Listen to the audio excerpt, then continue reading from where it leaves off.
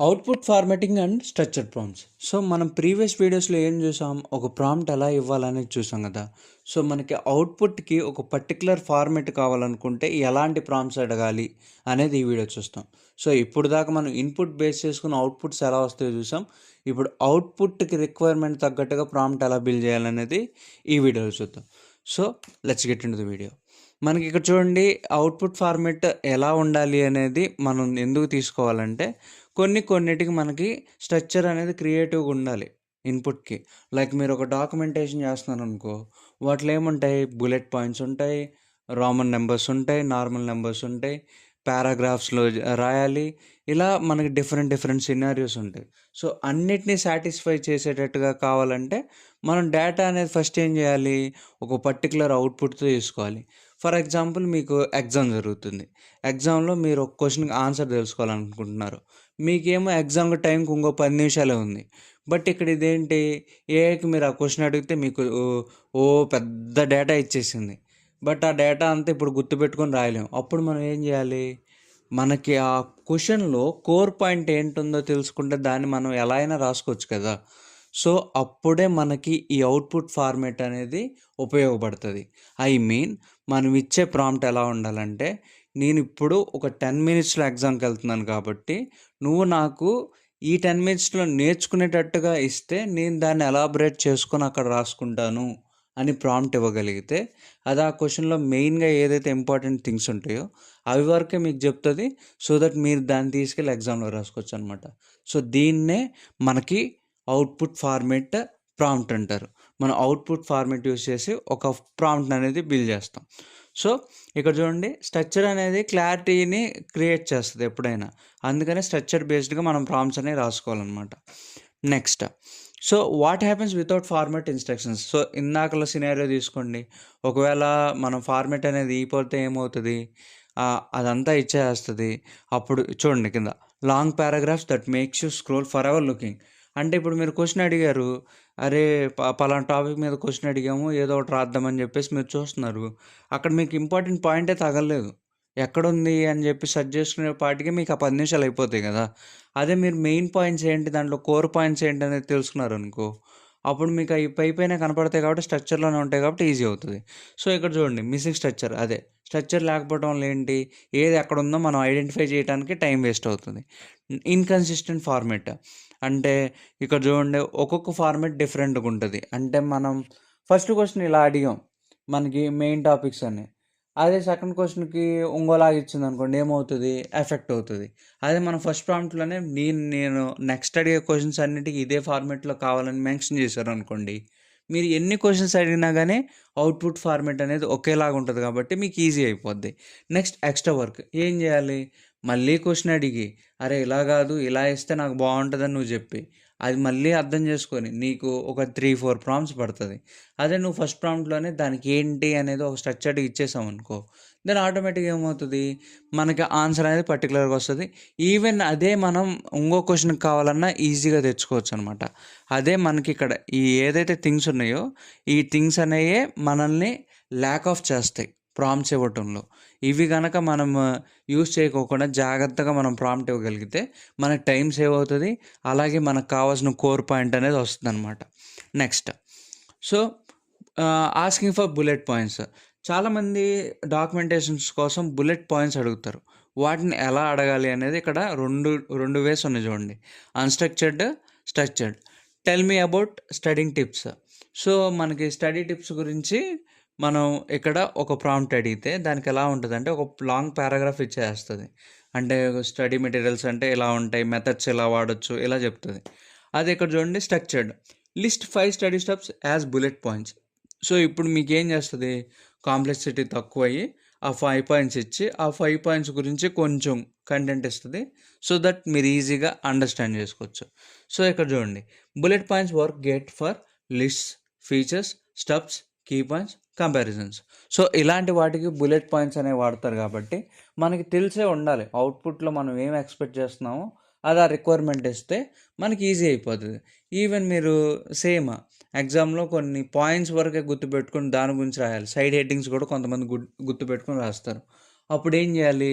ఆ క్వెషన్ తీసుకెళ్ళి రిక్వైర్మెంట్ ఏంటి ఇక్కడ ఏం అడిగాం మనం? List 5 study tips as bullet points అడిగాం. So, list 5 important side headings in this topic అని చెప్పి అడిగామనుకో, అది లిస్ట్ ఔట్ చేసి ఆ 5 సబ్ హెడ్డింగ్స్ ఇస్తది. ఆ సబ్ హెడ్డింగ్స్ తీసుకొని నువ్వు రాసి ఎలాబొరేట్ చేసుకొని పాస్ అయ్యే ఛాన్సెస్ ఎక్కువ ఉంటాయనమాట. ఇలా మనం ఏఐని సింపుల్ చేసుకుంటే మన ఎగ్జామ్స్ పాయింట్ ఆఫ్ వ్యూలో కూడా మనం ఈజీగా పాస్ అవ్వచ్చనమాట. Next, so asking for tables. మనకిప్పుడు కొన్ని కంపారిజన్ టేబుల్స్ ఉంటాయి.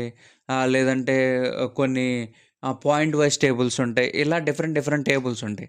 అలాంటి ఆటిని కూడా మనం జనరేట్ చేసుకోవచ్చు అనమాట ఏఐ ద్వారా. ఇక్కడ చూడండి, ఫస్ట్‌ది ఏంటి, కంపేర్ డేటా చెప్పాం కదా! ఈ అంటే ఒక మోడల్‌కి ఈ డేటా ఉంది. ఇంకో మోడల్‌కి ఈ డేటా ఉంది. అలా కంపేర్ చేసుకోవడానికి మనం ఒక టేబుల్ అనేది బిల్డ్ చేస్తాం. నెక్స్ట్, ఆర్గనైజ్ ఇన్ఫర్మేషన్ ఆర్గనైజ్ చేయడానికి కూడా వి యూజ్ టేబుల్స్. లైక్ మీరు ఎక్సెల్ షీట్‌లో చూస్తారు. నేము, రోల్ నెంబరు, మార్క్స్, ఇలా ఏంటి ఇవన్నీ మంచిగా డేటాను రిప్రజెంట్ చేయడానికి ఆర్గనైజ్డ్ వేలో అది. Next, copy to sheets. So, కొంతమంది ఏం చేస్తారు, అక్కడొచ్చిన డేటాని ఎక్సెల్‌లో, లైక్ డేటా ఎంట్రీ జాబ్స్ కూడా ఇప్పుడు ఏమవుతుంది అంటే, మనం పర్టికులర్ డేటా ఇచ్చేసేసి దాంట్లో ఈ డేటా ఎంటర్ చేయండి అంటే అదే చేసేస్తుంది. ఆ ఫైల్ డాక్యుమెంటేషన్ డౌన్లోడ్ చేసుకోవడమా, లేదా అక్కడే ఆ ఫార్మాట్‌ని కాపీ పేస్ట్ చేసుకోవడమా చేసుకోవచ్చు. ఇలా మనకి టేబుల్స్ ఫార్మాట్స్ అనేవి యూజ్ అవుతాయి. ఈవెన్ మీరు ఇది పేస్ట్ చేయాలనుకుంటున్నారు అనుకోండి, ఫర్ ఎగ్జాంపుల్ మీరు ఎక్సెల్‌లో ఒక టేబుల్ పేస్ట్ చేయాలనుకుంటే దానికి కూడా మనం పర్టికులర్‌గా అడగాలి. నేను గూగుల్ షీట్‌లో గానీ, లేదా ఎక్సెల్ షీట్‌లో గానీ దీన్ని పేస్ట్ చేయబోతున్నాను. సో, నాకు ఆ పేస్ట్ చేసే ఫార్మాట్‌లో ఇవ్వు అని అడిగితే అది ఆ ఫార్మాట్ కూడా ఇస్తది. మీరు జస్ట్ కాపీ చేసి అక్కడ పేస్ట్ చేస్తే మీకు ఆ డేటా అనేది కరెక్ట్‌గా మీ టేబుల్ సెల్స్‌లో అనేది రిప్రజెంట్ చేస్తదనమాట.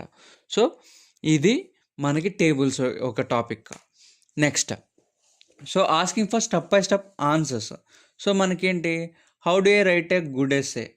దానికి రెస్పాన్స్ ఎలా ఇస్తది? పారాగ్రాఫ్‌తో ఇస్తది. గుడ్ ఎస్సే ఎలా రాయాలంటే దానికి నీకు స్టోరీ మంచిగా చెప్తుందనమాట. ఇలా రాయాలి, ఇలా రాయాలని. అప్పుడు మనకేమవుతది, అదంతా చదువుకునేటప్పటికే టైం పడతది. ఎందుకంటే దాంట్లో మెయిన్ పాయింట్ ఏంటని పిక్ చేయటానికి. సో, ఇక్కడ చూడండి, list the steps to right a good essay in order. So, order వైస్‌గా నాకు ఎస్సేని ఎలా రాయాలో చెప్పంటే అప్పుడు లిస్ట్ చేసేసి ఫస్ట్ పాయింట్‌లో నువ్వు ఇది మెన్షన్ చేయాలి. సెకండ్ ఇలా మెన్షన్ చేయాలి. లైక్ మీరు ఇప్పుడు ఎగ్జామ్స్ రాస్తున్నప్పుడు ఒక క్వెషన్ ఉందనుకోండి. క్వెషన్‌లో ఫస్ట్ ఏం చేస్తారు? దాన్ని మెయిన్‌గా కంటెక్స్ట్ ఏంటి? ఫర్ ఎగ్జాంపుల్ క్వెషన్ పేరు ఏదైతే ఉంటదో డెఫినిషన్ ఉంటది కదా! ఆ డెఫినిషన్ రాస్తారు. దాని తర్వాత ఒక డయాగ్రామ్ ఏస్తారు. డయాగ్రామ్ ఏసిన తర్వాత ఆ డయాగ్రామ్ ఎక్స్‌ప్లనేషన్ ఏమన్నా ఉంటే దాన్ని మెన్షన్ చేస్తారు. లేదంటే ఆ డయాగ్రామ్‌లో ఏసిన సబ్ హెడ్డింగ్స్ ఉంటే వాటిని యూజ్ చేసి మీరు ఒక ఫార్మాట్ అనేది రెడీ చేసుకుంటారు. అప్పుడే మీకు ఆ క్వెషన్‌కి ఆన్సర్ అనేది చూడ్డానికి కూడా లుకింగ్ వైస్ బావుంటది. మనకు పడే మార్క్స్ కూడా ఎక్కువ పడతాయన్నమాట. అలాగే ఇక్కడ కూడా సేమ్ స్టెప్ బై స్టెప్‌గా రాసుకుంటే మనకి ఈజీగా అర్థం అవుతది. మనం అడిగిన టాపిక్‌ని అర్థం చేసుకోవడానికి ఎక్కువ టైం పట్టదు. అంటే ఇది ఎలాగంటే ఒక రా డేటాతో ఇప్పుడు ఒక మూవీకి ఏం ఎడిట్ లేకోకుండా మిమ్మల్ని తీసుకెళ్ళేసేసి రా మూవీ అంటే వాళ్ళు షూట్ చేసింది మొత్తం తీసుకొచ్చి పెట్టారనుకోండి, మనకి చాలా కన్‌ఫ్యూజ్ అవుతాం. అదే దాన్నంతా కట్ చేసి, ఎడిట్ చేసి ఒక 2½ అవర్స్ మూవీ చేస్తేనే కదా మనకది ఓకే. ఈ ప్లాట్ ఇది, ఈ ప్లాట్ ఇది అని అర్థమవుతుంది. అలాగే ఇది కూడా అనమాట. దానికి మనం సరిగ్గా చెప్తే అది మనకు సరిగ్గా అవుట్‌పుట్ ఇస్తది. దాన్ని బట్టి ఈజీగా మనకి అర్థమైపోద్దనమాట. Next, asking for JSON or structured data. So, కోడర్స్‌కి మెయిన్‌గా ఎవరైతే కోడింగ్ చేసుకోవాలనుకుంటున్నారో వాళ్ళు ఎలా అడిగితే బావుంటది అనేది ఇక్కడ చూడండి. సో, ఫర్ కోడర్స్ అయితే డేటాను ఎలా చేయాలంటే programs without manual formatting. So, manual formatting ఏంటి అంటే టెక్స్ట్‌లాగా కాకోకుండా మనకి ఇది ఎలా ఉంటదంటే కోడ్ జనరేట్ చేసి ఇచ్చేటప్పుడు ఒక సెపరేట్ ప్యానెల్ ఉంటదనమాట. జేసన్ క్లిప్ బోర్డ్ అని, ఇలా క్లిప్ బోర్డ్స్ ఉంటాయి, కొన్ని క్లిప్ బోర్డ్స్. సో, ఆ క్లిప్ బోర్డ్‌లో వస్తే మనకేమవుద్దంటే కోడ్ అనేది కోడ్‌లా వస్తది. లేదంటే పారాగ్రాఫ్స్‌లోకి వచ్చిందనుకోండి, ఈవెన్ మీరు కాపీ పేస్ట్ చేసుకున్నప్పుడు కూడా కొన్ని బగ్స్ అనేవి వస్తాయన్నమాట. Next, for analysis, structured output that works with data analysis tools and spreadsheets. So, కొంతమంది డేటా అనలిస్టులు కూడా ఏఐస్ యూజ్ చేసుకున్నారు డాష్‌బోర్డ్స్ అవి క్రియేట్ చేయడానికి. వాటికి కూడా కొంచెం అవుట్‌పుట్ అనేది ముందే ఎక్స్‌పెక్టెడ్‌గా ఇలా రిక్వైర్మెంట్ నాది. సో, డాష్‌బోర్డ్‌లో ఈ కంటెంట్ ఉండాలి. దాని డిజైన్ ఇలా ఉండాలి. కలర్స్ ఇలా ఉండాలని మెన్షన్ చేస్తే అప్పుడు మీ దగ్గర షీట్స్లో ఉన్న డేటా తీసుకొని అది ఆ డేటా అనాలిసిస్ చేసి రిపోర్ట్ ఇస్తుంది అనమాట ఫర్ ఆటోమేషన్. సో కొన్ని ఆటోమేషన్కి కూడా స్క్రిప్ట్స్ అనేవి ఉంటాయి. ఆ ప్రాసెస్ని అది ఫాలో చేసింది అనుకోండి, లైక్ కోడింగ్ ఏజెంట్స్ కూడా ఉంటాయి. అవి ఏం చేస్తుంది, మనం ఒక సర్టెన్ టాస్క్ ఇస్తే అదే చేసేసుకుంటుంది, మన ల్యాప్టాప్లోనే అది వర్క్ చేస్తుంది అనమాట. అంటే ఇన్డెప్త్కి వెళ్దు, అది ఆన్లైన్లో వర్క్ చేసుకుంటుంది. ఆ ఏజెంట్ ఆన్లైన్లో ఏదైతే డేటా నువ్వు కావాలనుకుంటున్నావో అది నీకు సెర్చ్ చేసి ఆ డేటా డౌన్లోడ్ చేసి జిప్ ఫైల్స్లో ఇస్తుంది అనమాట. అలా అనమాట. ఇక్కడ చూడండి prompt, give me the top 3 programming languages as Jason with keys, language, use case, difficulty. So ఇక్కడ ఏం చేసాం, మనకి జేసన్ రిక్వైర్మెంట్లో, అంటే జేసన్ అనే ఏంటంటే ఫార్మెట్ అనమాట. మనకి ఫార్మెట్ కావటానికి జేసన్ యూస్ చేస్తే మనకు కోడింగ్లో ఫార్మెట్ అనేది నీట్గా వస్తుంది అనమాట. అప్పుడు లాంగ్వేజ్ ఏంటి అంటే, మనకి మీరు కోడింగ్ రాసేటప్పుడు ఆ కోడ్లో కొన్ని హైలైట్ అవుతాయి. లైక్ ఫంక్షన్స్ ఉన్నాయనుకోండి, డిఫాల్ట్ ఫంక్షన్స్ అయితే ఒక రకంగా ఉంటాయి, నార్మల్ ఫంక్షన్స్ అయితే ఒక రకంగా ఉంటాయి. అలా మనకు హైలైట్ చేసి చూపిస్తాయి అనమాట. ఇది ఫంక్షన్ అని అనుకోవాలి, లేదంటే ఆల్రెడీ ఎగ్జిస్టెంట్ ఉంటే అవి ఎలా ఉంటాయి. సో ఇవన్నీ హైలైట్ అయి కనపడతాయి. అలాగే మన కోడ్లో కూడా హైలైట్ అవి కనపడడానికి మనం రిక్వైర్మెంట్లో ఇలాంటి ప్రాంప్ట్ అనేది అడగాలన్నమాట. Next, asking for professional formatted content. So professional formatted content అంటే ఎక్కువగా ఏం యూస్ చేస్తాం, ఈమెయిల్స్. సో చాలామంది ఈమెయిల్స్ ఏఐస్ వాడే పెడతారు, ఎందుకంటే ఏఐస్ చాలా ప్రొఫెషనల్గా డేటాని ఇస్తాయి కాబట్టి. ఈవెన్ మనమైనా రాయొచ్చు, బట్ మనం థింక్ చేసి రాసి టైం పడుతుంది కాబట్టి ఇప్పుడు అందరు ఇవి యూజ్ చేస్తున్నారు.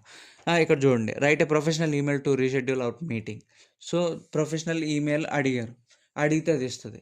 దాంట్లో ఇంకా మనం ఏం యాడ్ చేసుకోవచ్చు అంటే, ఎవరికి పంపించాలనుకుంటున్నాం ఏంటి అనేది మనం మెన్షన్ చేసి యాడ్ చేసి కూడా పర్టికులర్గా చేయొచ్చు. Next reports.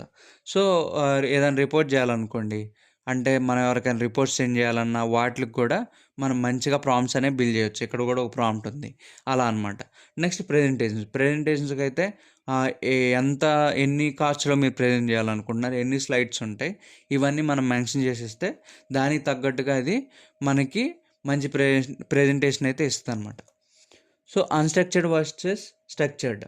సో మీకు ఆల్రెడీ తెలిసిందే, అన్‌స్ట్రక్చర్డ్‌లో ఏముంటుంది, మనం పర్టికులర్గా అడగము, దానికి ఒక సర్టెన్ టైప్ ఆఫ్ రిజల్ట్ వస్తుంది.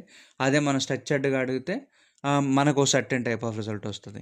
సో దీన్ని బట్టి మనం ఏం అర్థం చేసుకోవాలంటే, మనం అడిగే రిక్వైర్మెంట్ ఎంత బాగుంటుందో మనకు అవుట్పుట్ అంత బెనిఫిషియల్గా ఉంటుంది.